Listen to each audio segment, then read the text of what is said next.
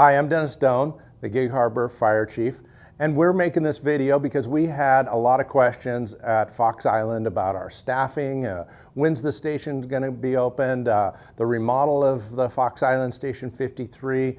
We've had questions about WSRB and insurance. So at the beginning of January, we held kind of an open house at the Fox Island Station to answer all those questions. We had about 40 people come from the community. We talked about these things, and afterwards, many people that couldn't make the meeting asked for a video to go over the same information. So that's what we're doing today. We're going to put this on our website and email it out to try to answer those questions. We also will put markers in the video, so you don't have to watch the entire video. If there's just one thing you're interested in, whether it's the remodel of the station or WSRB and insurance rates, or maybe the history of the fire department, we'll have markers in there, and you can skip around and watch what you'd like to see and know about it. So, as I said, I'm Dennis Doan. I'm the Gig Harbor Fire Chief. I have been in Gig Harbor 3 years this month. I was born and raised in Boise, Idaho, and I worked for Boise Fire Department for 30 years, and I was the fire chief there for 12 before coming here to Gig Harbor to be the fire chief. A little bit about Gig Harbor Fire and Medic 1. We started in 1945. There was a large fire downtown in Gig Harbor, and John Finholm actually started the Gig Harbor Fire Department and created the Gig Harbor Fire District. And we'll go over that and what that is. So we are a fire district. I don't work for the city. I don't work for the city of Gig Harbor. We are a special taxing district in Gig Harbor. Our borders are the county line to the north, the Purdy Bridge. We do the entire peninsula, including Fox Island and Raft Island, and we cover the city of Gig Harbor. So like I said, we're a fire district with 5 elected officials that are fire commissioners, and that's who I work for. So those 5 elected officials are Joe Urbina. He is our chair. So if you ever want to contact our board, all the information to get a hold of him is on our website. We also have Tom Sudich, Bryce Nelson, Alex Wilsey, and Kevin Ency. You can contact them on our website, like I saw, if you ever want to reach out to your elected officials. So I work for those fire commissioners, and we're a special taxing district that overlays the city of Gig Harbor. Over the Purdy Bridge is Key Peninsula Fire Department, a separate fire department. They're called District 16. So we're a fire district that overlays the city of Gig Harbor. We have about 145 employees in Gig Harbor Fire and Medic 1. Our budget is about $42 million. We run about 7,000 calls in our fire district annually. We're funded by 2 things. We have a $1.50 general levy per 1,000 assessed value for everybody in our fire district comes to run our fire department. And we have another 50 cents per 1,000 assessed value that runs our EMS system. So that takes me into a little bit of what Gig Harbor Fire is and what we do. Like I said, we're a fire district. We're not a city or a county fire department. So one thing that we don't do is we don't have any statutory authority. So we don't enforce fire code, burn regulations. We don't do burn bans, fireworks. That is all done by the city of Gig Harbor or the county of Pierce County. They do all ordinance authority and enforcement authority. So as a fire department, you might be used to maybe a city fire department that has a fire marshal that does those codes and requirements like parking and water flow and fire alarms and all those things. That is done by either the city of Gig Harbor or the county of Pierce, and we have no authority to pass any of those laws or enforce them. So if you're called about a burn ban or burn complaint, that's actually the county. If it's a fire code violation, that is both the county and the city. So just wanted to let you know what we don't do. So let me tell you about some of the things that we do as a fire department. We obviously fight fire. We go on residential structure fires. We also go on wildland fires and sometimes deploy around the West on wildland fires. We also do all EMS. whether it's a basic life support called BLS, we respond to that. All of our firefighters are EMTs. And then we also run 3 paramedic transport units. So we do ALS, or advanced life support. So any medical emergency in this area, we respond to, whether it's an auto accident, whether it's a heart attack, whether it's you're just injured or hurt or have a fire, we respond to all that. We also have a technical rescue team, so if there's a building collapse or a trench rescue or a high angle rescue, we respond on all those calls. Pretty much anytime you call 911, other than a pure police call, the Gig Harbor Fire Department comes and helps you out. We also have rescue swimmers that can swim out into the sound and help make rescues. We have a public education and arm of our department that does all of our public education in the schools, does our videos, and we have CPR classes. So that's some of the things that we do as a Gig Harbor Fire Department. So we have 9 fire stations in our district. So let me point them out, but only 5 are staffed. And you probably have a question of, we have 9 fire stations, why are only 5 staffed? And so I'll go into that, but let me point out where our fire stations are. Up north, we'll start up here. Station 56 is near the transfer station. And it's a staff station with 1 fire engine and 3 people. We have Station 57 over here in Crescent Valley. That is not a staff fire station, but we're going to talk about that station. We have 51 on Kimball. Kimball has a battalion chief and an engine with 3 people and a medic unit with 2 people on that one. We have Station 52, which is out near the airport, and that has 1 staffed engine with 3 people. We have Station 59 that is staffed with 1 engine and a medic unit with 2 people. We have the Fox Island Station, Station 53, Station 54, which is not staffed, Station 55, and then Station 58, which is right here next to our headquarters, has an engine and a medic unit also. So the engine has 3 people and the medic unit has 2. So that's all of our stations. Like I said, there's 9 fire stations, but only 5 are staffed. So let me explain to you why that is. Why would we have 9 stations and only 5 are staffed? At one time, this community was almost an entirely a volunteer fire department. Back in 1945, when it started, we had volunteers that ran all the calls. We grew as a community, we grew as a fire department, but mostly with volunteers. They slowly hired a few paid firefighters, but at one time we had over 120 volunteers that would staff these stations, or else maybe lived near it and would respond to get the engine and then respond to the fires. Over time, our department has changed from a volunteer department to a combination where it was paid and volunteer, till now, this past year, we have went to a 100% paid fire department. Now, I get a lot of questions of, why don't we have volunteers? Are we anti-volunteer? Has the union drove out the volunteers? And that is not true whatsoever. We did a full evaluation, and we can put a link on our video that shows you our evaluation of our volunteer program if you really want to know a lot more about it at one of our commissioner meetings. But I'll explain it at a high level and quickly. So like I said, at one time we were a full volunteer fire department, moved to a combination. But our things have changed. At one time when you wanted to be a volunteer, and I'm exaggerating a little bit, but not much, it was like, here's your helmet, start coming to the Thursday night training, and you're a volunteer firefighter, and you could start responding on calls.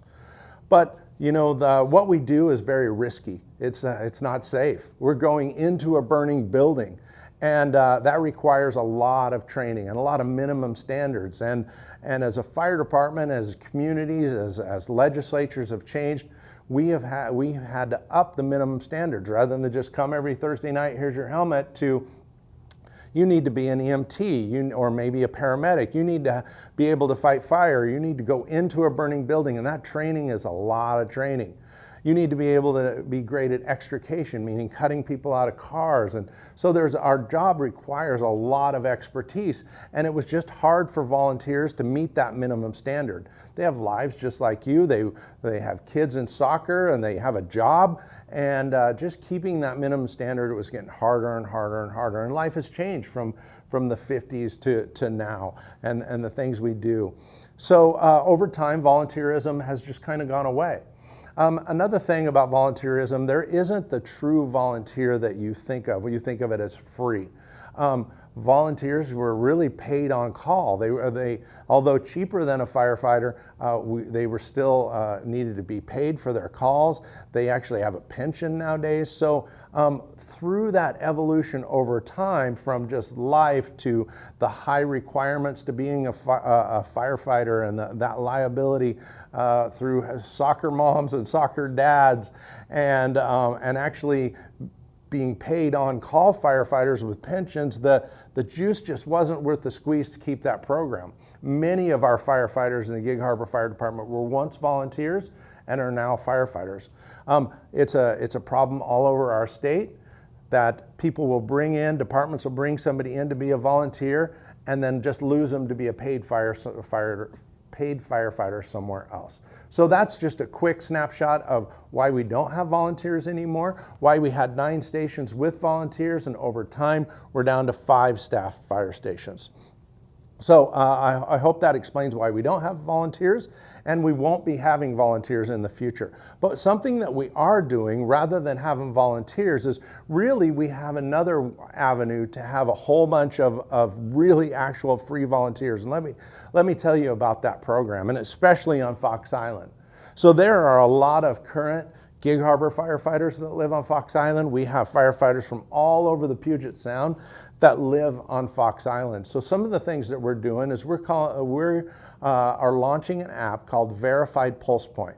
So if you look up, and you can have an app called Pulse Point. If you want to know what we're doing and where we're going, you can just subscribe to that app. It's free, and you're wondering what's going on, you can look at Pulse Point. There's another layer that if you are a paid professional firefighter or paramedic in our Puget Sound, even from another department in ours, is you can get alerted to a medical problem in somebody's home. Because the free app, if you're not verified, just tells you that there's a problem in the area. It doesn't give you the exact address, and it'll only tell you if it's in a public place. You can get alerted. If you know CPR, you can get alerted at Home Depot. You're walking around Home Depot, Pulse Point can tell you, hey, there's somebody that needs help at Home Depot. But it won't give it if it's somebody's private home. So we have something called Verified Pulse Point that firefighters and paramedics in our community can sign up for it, and they can be notified if somebody's having a medical emergency at their home, and they can respond and help you. We have some extra defibrillators that we're starting to hand out. So in essence, we kind of have a volunteer program on Fox Island of Verified Pulse Point responders, both Gig Harbor firefighters and firefighters from other communities. And that's what we're leaning into, kind of a crowdsourcing volunteer program of paid professional firefighters and paramedics. So we are leaning into that. We are working on getting defibrillators and equipment to them, and we'll have a whole bunch of people that are responding to emergencies. So that's Pulse Point, that's Verified Pulse Point that we're leaning into. That's about volunteers. So let's talk about Station 53 and the staffing of Station 53. So when I first got here 3 years ago, there was no plan to head to Station 53. In fact, when I got here, the plans were to head to 57 or 55 to staff next. But we've been digging into the data, we've been digging into the response time, and I've made a change. And I want to show you what we've done over the past few years. So in 2018, we staffed Station 53 0 times. 2019, we staffed it 0 times. 2021, we 3 times. 2022, 15. This past year, in 2023, we had a paid professional firefighter or paramedic at Station 53 on Fox Island 204 times. When we have extra staffing, we are moving them to Fox Island Station. It's one of my #1 priorities to make sure we start staffing that station. And that's what we're doing. Like I said, we've done it 204 times, and our goal is to continue that until it's fully staffed. And I have another plan that I'll be able to tell you about here pretty soon. So why don't we staff it full-time right now? It comes down to finances. Everything does, right? Just to give you an example off the back of the napkin, how much it costs to staff a fire station with 3 paid professional firefighters, it's about $2.5 million annually ongoing, just for the salaries and benefits. So that's a lot of money. And we already have, like I said, Station 56, 58, 51, 52, 59. We've been able to staff 53, 204 times this last year, and we're going to continue to do that. So that's where we're headed, and our goal is to staff it full time. And I'm going to tell you about some building projects that we have coming and our plan to staff that station. When I got here, 2 problems that were handed to me as the fire chief is our capital facilities plan and the lack of funding for our facilities and our fleet. So we did a full capital facilities plan. We looked at our fleet, at our facilities, and we have a very aging fleet and facilities. Station 51 on Kimball has roof leaks. It's been remodeled 3 times. Our stations are old, outdated, and are in dire need of help. And that's a huge capital backlog. All of our fire engines are close to 20 to 25 years old. Our fleet is in dire need of help. And that's one of the problems that was handed to me when I became the fire chief. So we evaluated it, the fire commissioners and myself. We put together a capital facilities plan.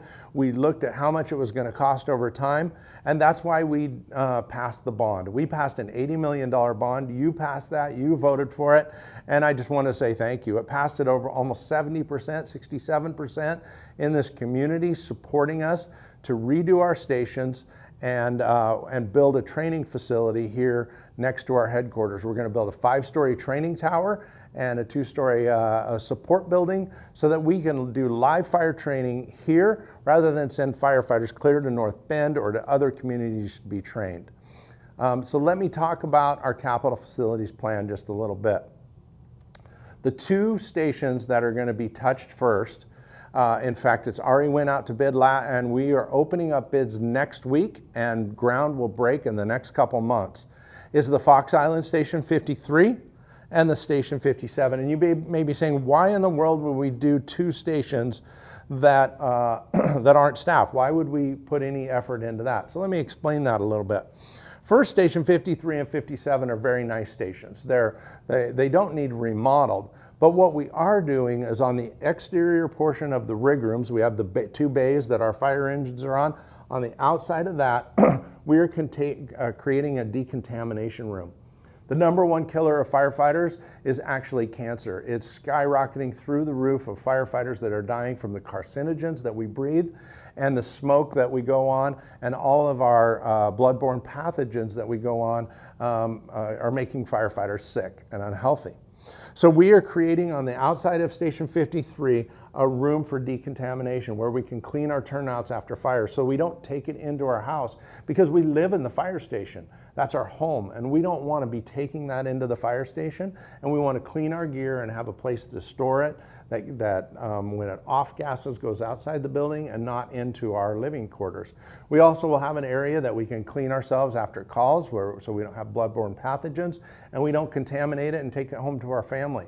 So that's going to be on the outside of the station, and we're actually just going to, while we're touching the building, going to add 1 more bedroom because they only have 4 and we want to have 5 for the future so that we can have 3 on an engine and 2 on a medic unit. So we're touching those stations, and Station 53 and 57 are our first project. So why are we doing that? First, for the health and safety of our firefighters, but we're doing that first because the next station that we go to is Station 51 on Kimball. We're going to tear that station down, and those firefighters need a place to go.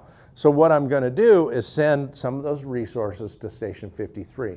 So in this Braun project, we are going to be remodeling stations, and every time we do, I'm going to send those resources to Station 53 to staff it full time. So in the next month or 2, you're going to see construction at 53. It's going to take 6 to 9 months to get that project done. Once it's done, we're going to move to Station 51, tear it down, and those firefighters will start staffing Station 53. The next project after 51 is Station 58. The firefighters will move back to the new fire station at 51. We're going to tear 58 down. The firefighters will move to 53, and then back again, and then we're doing Station 59, same thing. So over the next 7 years, just during construction of our new fire stations, we will be staffing Station 53 for at least the next 5 to 7 years. And then my hope, after we get that done, that we will have enough capacity within our budget that when we move back to Station 51, 58, and 59, that we will have enough staffing to fully staff Station 53. So that's the good news. With extra staffing, we're staffing Station 53 as much as we can now. As soon as the construction project is done and we start, we're going to move 51, 58, 59, and then my hope, I don't want to overpromise and underdeliver, but my hope is that after that we will have enough capacity to staff that full time. But that completely depends on taxes, assessed valuation, levies passing. If the voters continue to vote our levies, then we'll be able to, I believe, in that time, staff this station. But who knows what the economy looks like. But that's our plan. That's our goal for our capital facilities plan, for our volunteers or lack of volunteers, for our pulse point, and for staffing the station. So let me tell you a little bit about the equipment that we've ordered. I've talked about the bond projects. I've talked about how we're going to staff Station 53. So I'd also said that we have a huge equipment problem in the Gig Harbor Fire Department. We just a few months ago ordered, because of the bond passing, we ordered 5 brand new fire engines. Unfortunately, the supply chain is so backed up that it's going to take 2 years for those to arrive. So it was 2-3 months ago, and hopefully in 18 or so months we'll have 5 brand new fire engines arrive. We also ordered already last year a new fire engine for Station 53, and it should actually arrive by the end of this year. So when this station is rebuilt, we'll have a new fire engine at Station 53. We've ordered a new fleet of medic units. Over the next few years, we're replacing all of our medic units, and we hope to grow and add another medic unit somewhere in our district in the near future. Like I said, we have 3. We probably are hoping to add 4 in the near future. It depends on, again, our tax base and how much we have. We ordered all brand new self-contained breathing apparatus. They're called SCBA, self-contained breathing apparatus. They're the packs that we wear on our backs. They were outdated, out of life, no longer warranted, and we just got an entire fleet arrived this last week, and we'll be deploying that this week. We bought all new defibrillators and automatic external defibrillators for our firefighters, and with that, some of our surplus, that's where we're going to use. We're talking to FICRA about putting one at the community center and having some firefighters that are off duty carry those defibrillators, so we have some extra defibs. So that is our plans for our fleet, our facility, our fire stations. So now let's get to the show about WSRB and insurance rates, which many of you have called me and asked about. This is a very complicated issue, and I'll do my best to try to explain it. There's a link on our website that you can go to, and you can read the WSRB report. And we have a map on there, a really detailed map now, that shows you where you live and what the ratings are. So let me go over what WSRB is and is not, and the best I can about insurance and insurance rates. So WSRB is called the Washington State Serving and Rating Bureau. It's got Washington State in its name. It is not a government agency. It is an industry that is paid for by the insurance companies that rates fire departments and then helps them set their rate for homeowners insurance, okay? And it's only a portion of how they decide it. Not all insurance companies use WSRB. Some just use metrics. In fact, I'll get I'll get a call that says, how far is a fire hydrant from a house? And that's how they decide. Some of them, I've got calls about how much water can you get to a fire, right? Every insurance company uses a different system, but let me tell you, whether it uses WSRB or not, all insurance rates are skyrocketing. And it's not just because of WSRB. And so I'll get in that to a little bit later.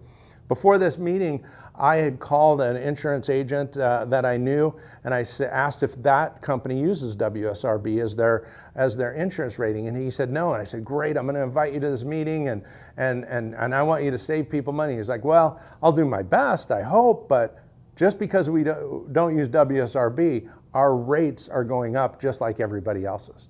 So we're kind of being thrown. I'm going to be a little blunt about WSRB. As fire chiefs, we are unhappy with WSRB and what they have done and what they're doing to our communities. So WSRB comes in and rates a fire department. We believe that fire chiefs in this state, and it's a national program, it's just called something different in every state, but it's the same program. We're frustrated because of their rating system. So we went in Gig Harbor Fire, you tell me if this makes sense. When I became fire chief, we only had 2-person engine companies at those stations. We've went to 3-person engine companies, so we've got 3 on our engines, and we have staffed 204 times, yet WSRB's ratings for us went up, and up is bad. Went to a 9. A 9 is almost like not having a fire department. That's what they rated us at on the southern end of Fox Island. All they do is measure a 5-mile radius rating from the closest fully staffed fire station, and then your rating goes up. So in the rest of Gig Harbor, it went down, which is good. It went down 1, and then they re-rated the southern end of Fox Island and made it a 9, so yours went up, which is bad. So tell me that makes sense, that we have increased staffed at our stations. We have staffed that engine 204 times, but yet WSRB rates us as a 9 as a fire department. That makes absolutely no sense. It's frustrating. We have no power over WSRB. We asked them why. We challenged them, and they have a system. It's outdated, it's antiquated, doesn't meet industry standards. As fire chiefs, we have went to them statewide and said, there is lots of standards that we follow nationally on response times and response time standards and being certified. And we said, well, why don't we follow those national standards? And they're like, yeah, no, then we'd be out of a job. Seriously, it's very frustrating to me and to our community. We can't make them change. We can't make them change their old, out-of-date, antiquated way of rating fire departments. But here's what I do want to tell you. In some ways, it doesn't matter because all insurance companies are raising rates equally, whether you use WSRB or don't use WSRB. So I would shop around. I would ask some questions. I would look for other places, but I want to let you know that WSRB re-rated us, and the number went up, which is worse for us. It makes absolutely no sense. We have increased our service in this district and in this area, but yet they have re-rated us from at the southern end of Fox Island from a 5 to a 9. And that's all on our website, and you can look at it. You can look at the report. You can look at the area.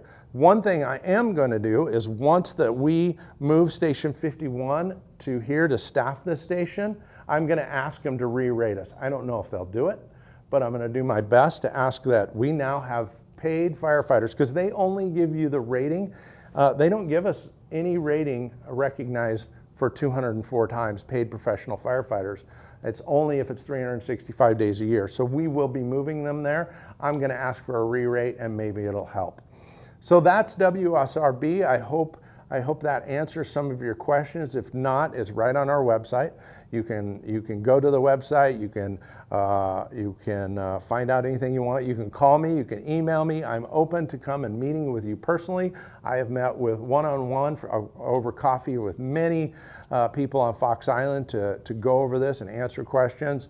I've talked to people on the phone. to explain it. So if you have any more questions about WSRB or about our staffing, about volunteers, and about our plan, please call me. I want you to know that, that we're doing everything we can to get there, and that's our plan for staffing in the near future. All right, thank you for your time. Again, you can contact me anytime. You can go right to my website. There's a link that you can email me or call me, and I'd be happy to be there. I want to end with thanking you. I want to thank Fox Island and everybody that lives there for your support of us. Every time I meet with you and explain these things, everybody is so kind and understanding that this WSRB rating is no reflection on us. We have increased service. It's an old, antiquated way of doing things, and we're frustrated about that. But I will tell you that it is my #1 priority to send staffing there, and we're doing that. All right, thank you for your time.